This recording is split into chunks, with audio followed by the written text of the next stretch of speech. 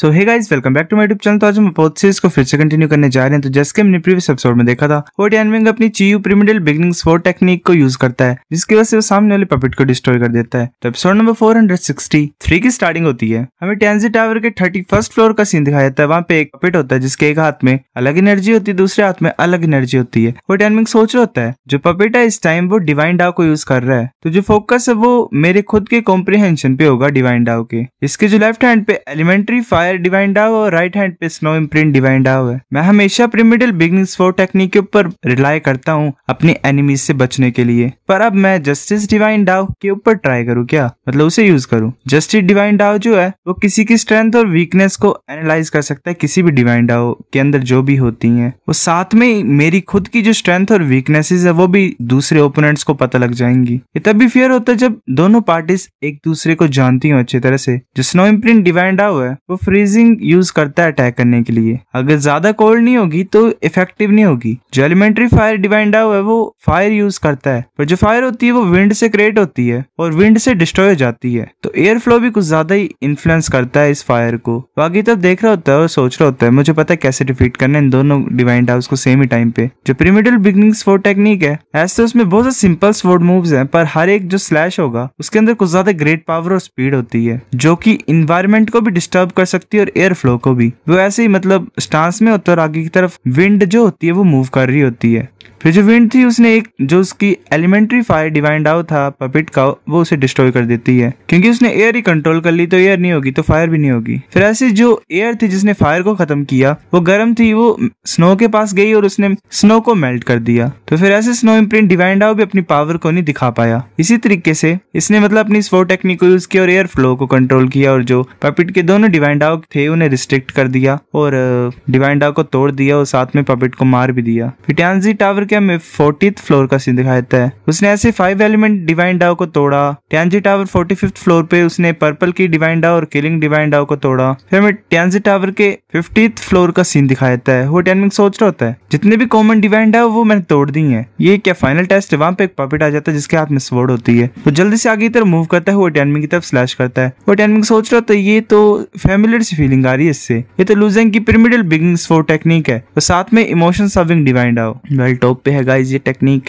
फिर ऐसे में बाहर का सीन दिखाया जाता है। एक मार्शल आर्टिस्ट बाहर आ जाता है, बाकी मार्शल आर्टिस्ट बोलते हैं क्या ये खत्म हो गया है, कुछ और पीपल बाहर आ गए हैं। दूसरा मार्शल आर्टिस्ट बोलता है कि अब कुछ ज्यादा कम लोग बचे हुए जो टेस्ट को कर रहे हैं। मैं ये सोच रहा हूँ कि कितने ज्यादा लास्ट तक पहुंचेंगे। एक मार्शल आर्टिस्ट बाहर आ जाता है, बोलते नहीं सब कुछ खत्म हो गया है। दूसरा बोलता है कि ये तो कुछ ज्यादा अजीब है, डोंगफंग जिन तुम तो सबसे ज्यादा प्रोमिसिंग वॉरियर थे जो कि यही एक्सपेक्ट कर रहे थे जिससे कि तुम पास होते, तुम एलिमिनेट कैसे हो गए इतनी ज्यादा जल्दी। वो बोलता है डोंगफंग जिन की जो पपेट था 50 फ्लोर का वो इमोशन सर्विंग डिवाइन डाव को यूज कर रहा था, मैंने कभी भी उसके साथ फाइट नहीं की, अगर मुझे पता होता कि किस तरीके से उससे फाइट करनी है तो मैं पास कर जाता। एक मार्शल आर्टिस्ट बोलता है इमोशन सर्विंग डिवाइन डाव वो फॉरबिडन नहीं है तो ये टेस्ट में क्यों है। दूसरा बोलता है अब किसे पता, जब तुम 50th फ्लोर पे पहुंचते हो तो ये बेसिकली वही होता है कि तुम फर्स्ट हो। तभी एक मार्शल आर्टिस्ट बोलता है कि माय लॉर्ड तुमने चेंज क्यों किया 50th फ्लोर के टेस्ट को जो कि इस साल होना था, क्या हमारे पपेट सच्ची मुझे इमोशन सर्विंग डिवाइन डाव को यूज कर रहे हैं। जो लॉर्ड होता है वो बोलता है कि जो रिसेंट सीन हुआ था टाइम सी फॉरबिडन लैंड में लू ज़ेंग ने यूज किया था इमोशन सर्विंग डिवाइन डाव, और ऊपर से हम एक अननोन डिवाइन डाव को डाल रहे हैं तो इससे टेस्ट और ज्यादा अच्छा हो जाएगा और जो कल्टीवेटर्स उनके लिए बेनिफिशियल होगा, क्योंकि उन्हें थोड़ा बहुत आइडिया लग जाएगा पता कि क्या है मतलब इमोशन सर्विंग डिवाइन डाव। और अगर फिर कोई भी डिसिपल एनकाउंटर करेंगे लू ज़ेंग के सामने फ्यूचर में तो उन्हें आइडिया होगा कि फाइट कैसे करनी है। अगर कोई टाइम आएगा जिसमें हमने उसे पकड़ लिया और फिर सेंट एम्परर को देना हो तो वो कुछ ज्यादा ग्रेट अचीवमेंट होगी हमारे लिए। फिर हमें दोबारा फाइट का सीन दिखाता है। वो टियानमिंग डोज करता है एक अटैक को। वो सोच रहा होता है अगर ओपोनेंट लू ज़ेंग होता तो जो जस्टिस डिवाइन डाव है वो काफी नहीं है, जो जस्टिस डिवाइन डाव है वो काफी ज्यादा डिवाइन डाव्स को तोड़ सकता है जब सेम लेवल पे होते हैं, पर जो एक्सट्रीम डिवाइन डाव्स है उनको तोड़ना डिफिकल्ट होता है। जब मैंने लू ज़ेंग से पहले फाइट की थी ड्रीम बैटलफील्ड में तो मैं हार गया था उससे, पर जैसे मैं गोल्डमैन में आया हूँ मैंने कोई और डिवाइन डाव को कल्टीवेट नहीं किया है। जो मेरी कल्टीवेशन इंक्रीज हुई है स्लेट की वजह से वो यूजलेस है पपेट के सामने। नहीं मैंने लर्न तो नहीं किया, पर मैंने देखा है लू ज़ीजुआन का जो प्रोफाउंड थंडर डिवाइन डाव है उस टाइम पे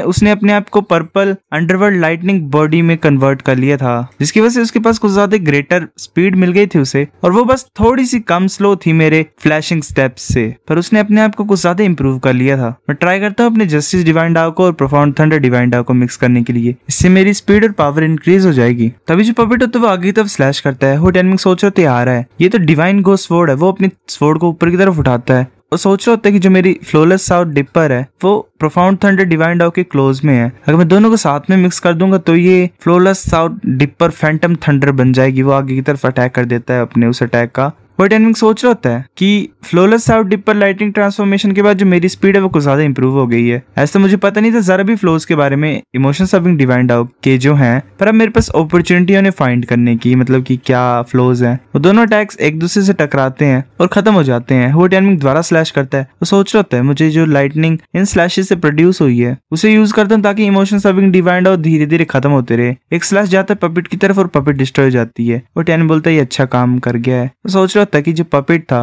वो सिर्फ एक इमिटेशन थी। अगर मैं असली लूजेंग को फेस करूंगा तो मैं क्या जीत पाऊंगा? मैं ये सोच रहा हूँ कि उसने कितनी ज्यादा प्रोग्रेस की होगी गॉड डोमेन में। अगर हम दोबारा मिलेंगे तो मैं फाइट करना सकता हूँ उसके साथ। वो डैनमिंग तभी बाहर आ जाता है। अनाउंसमेंट हो जाती है फर्स्ट प्लेस टियानजियान। एक मार्शल आर्टिस्ट बोलता है टियानजियान ये तो डोंगफांग क्लैन का डिसिपल नहीं है क्या? ये आउटसाइडर है जिसने फर्स्ट प्लेस को ऑब्टेन किया। दूसरा बोलते क्या ये सच है? आया कहां से? इसका बैकग्राउंड क्या है? फिर ऐसे 1 घंटे के बाद का सीन दिखाता है। लड़की बोलती है यंग मास्टर मैंने भी ट्रायल को पास कर लिया है, मैं 40th प्लेस पे थी। और डैन बोलते इतना बुरा नहीं है, एटलीस्ट तुमने प्लेस तो ऑब्टेन कर लिया फ्लोटिंग आइलैंड में। तो वो साथ में होते हैं, जो लॉर्ड होता है वो वहां पे आता है और बोलता है कांग्रेचुलेशन तुम सभी के लिए, तुमने ट्रायल को पास कर लिया। पर इस साल कुछ स्पेशल सर्कमस्टांसेस की वजह से आउटसाइडर्स को एक एक्स्ट्रा ट्रायल करना पड़ेगा फ्लोटिंग आइलैंड में एंटर करने के लिए। एक मार्शल आर्टिस्ट बोलते इतने ज्यादा रिक्वायरमेंट्स क्यों आउटसाइडर्स के लिए इस साल में? ऐसे तो मैं डिस्कालीफाई हो गया हूँ, पर ये कुछ ज्यादा डबल स्टैंडर्ड लग रहा है, मतलब एक तरह से गलत ही लग रहा है, ऐसे क्यों कर रहे हैं ये? दूसरा बोलते शायद ही उसी वजह से हो सकता है क्योंकि लूजेंग भी हान क्लैन में ऐसे घुस गया था जिसकी वजह से कुछ ज्यादा प्रॉब्लम्स आई पर्पल साउल पैलेस के लिए, वो डिसबैंड भी हो गया। लॉर्ड बोलते कि तुम उस पोर्टल को देख सकते हो, ये फाइनल टेस्ट है तुम्हारा, अगर तुम इसे पास कर सकते हो तो तुम फ्लोटिंग आइलैंड में एंटर कर जाओगे। वो टैन बोलते ठीक है, वो ऐसे एंटर कर जाता है। लॉर्ड सोच रहा होता है कि ये जो लूजेंग का इंसिडेंट हुआ था, आउटसाइडर्स तो मतलब चाहे जितना बड़ी टैलेंट क्यों ना उनका, हम रिस्क नहीं ले सकते हैं उन्हें फ्लोटिंग आइलैंड में भेजने के लिए। एक मार्शल आर्टिस्ट बोलता है कि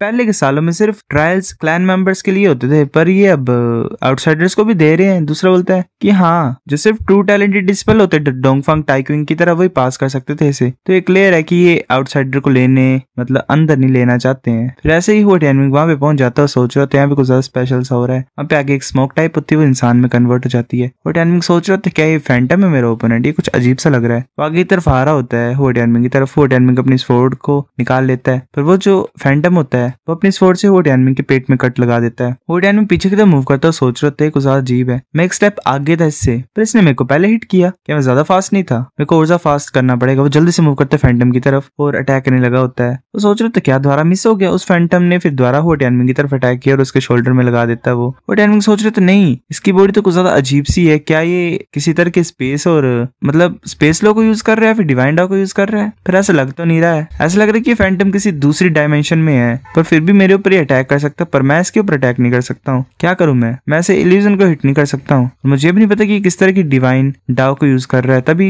उसका शरीर कांपने लग पड़ता है, उसके जो अंदर स्लेट होती है फोरहेड में वो ग्लो करने लग पड़ती है। होटियन बोलते तो अच्छा यहाँ से आ रही है इल्यूजन है, मतलब हमें बताओ कहाँ से आ रही है इल्यूजन है। होटियन सोच रहा था जब मैं फैनिंग सिटी में था मैंने सीनियर से बात की थी, उन्होंने मुझे बताया एक टेरिबल बैटल के बारे में, मतलब खतरनाक बैटल के बारे में। उस टाइम पे उन्होंने अपनी साउल्स को सैक्रिफाइस कर दिया कमेंडमेंट स्लेट को, ताकि वो अपने एनिमी को मार सके। मेरे पास गैस था कि एनिमी क्या था उनका, मतलब कौन था जिनके साथ उन्होंने फाइट की थी, पर मैंने पूछा नहीं उनसे। जो एनिमी मेरे सामने है वो वही होगा जिनसे वो जो फैनिंग सिटी के सीनियर थे उन्होंने फाइट की थी। अगर मेरा गैस सही है तो ये जो फैंटम है ये ज़ुआनियान गार्ड में से एक होगा, पर मैं यहाँ पे अपनी साउल को सैक्रिफाइस नहीं करा सकता हूँ स्लेट को। अभी कोई तो तरीका होगा इस बैटल को जीतने के लिए। अगर मैं थोड़ी सी साउल को यूज करूँ अपनी और कमेंडमेंट स्लेट की पावर को यूज करूँ, फिर वो Saul technique commandment slate engraving को यूज करता है। The law of 10,000 commandments, the beginning of unification, कुछ वर्ड्स उसे कवर कर रहे होते हैं। वो सोच रहा होता है ऐसे तो मैं भी फुल पावर को यूज नहीं कर सकता हूँ स्लेट की, मैं अपनी साउल को यूज करता हूँ